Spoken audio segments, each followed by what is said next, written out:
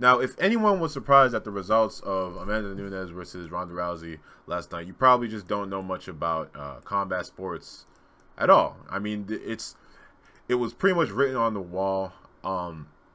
Where should I start? Okay, first of all, Ronda Rousey is a there's this myth people keep on spouting that just because you are like if a great grappler will beat a great striker every time, and that's just not true. That's just not true. There's certain disciplines that definitely have a better advantage against good strikers.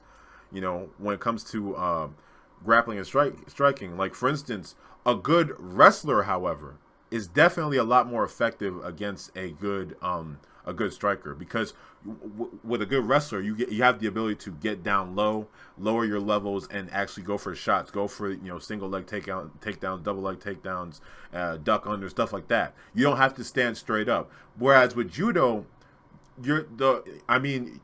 getting someone on the ground, their way of doing it most of the time is more about upper body work. Like with the hip toss, lateral drops, all upper body stuff. And being like a judo fighter definitely has the advantage over a wrestler, because the wrestler's whole point is getting an opponent to their back, while a judo fighter's whole point is learning how to fight on your back and stuff like that.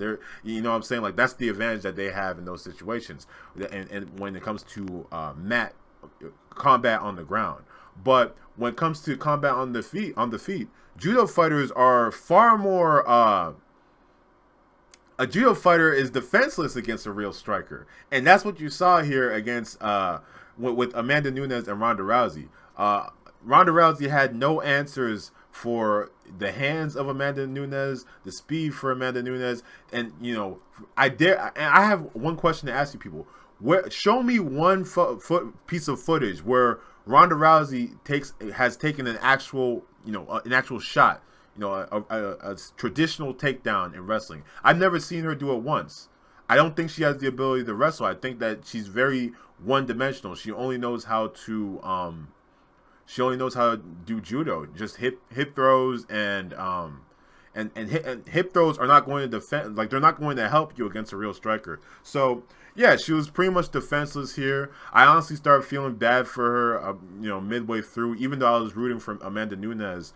But after the fight, after Amanda Nunes gave her post-fight interview, I realized that they weren't cutting to Ronda Rousey so she can give her post-fight interview. And immediately, all the empathy I have for watching her get that beating from Amanda Nunes, it all just went out the window because, I just started to remember all the fucked up shit that Ronda Rousey's done in the UFC. I just started seething with hate. Like, she can't even give a post-fight interview. It's like, get this girl out. So I'm glad for the results. Ronda Rousey got what she deserved. And for those of you that were surprised at this happening, I don't think you know much about combat sports. I don't think you've actually seen a fight of Ronda Rousey. Like, I don't think you've really tried to study the fighters that Ronda Rousey has faced, or have watched any of Ronda Rousey's fights to see what was going on there. Grapplers don't always beat strikers. Okay, sure, there are some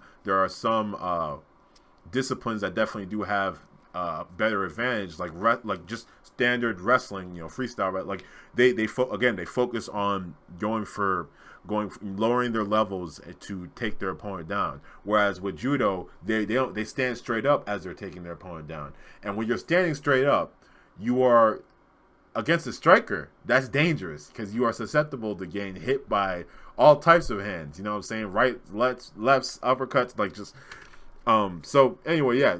Pretty much everything that happened here was expected. So that's all for this one.